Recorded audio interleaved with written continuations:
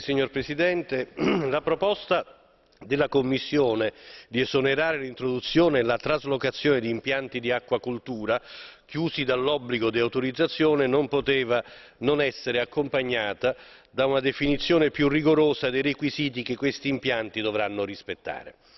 Per questo ho dato il mio pieno appoggio alla relazione del collega Ferreira, tuttavia voglio cogliere questa occasione per sottolineare la mancanza di un adeguato sostegno alla ricerca scientifica e allo sviluppo tecnologico nel campo dell'allevamento di specie autoctone.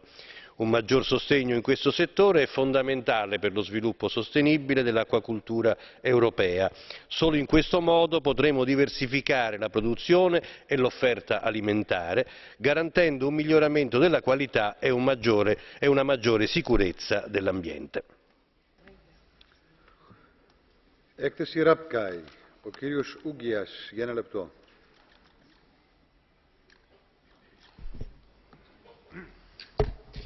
Grazie Presidente.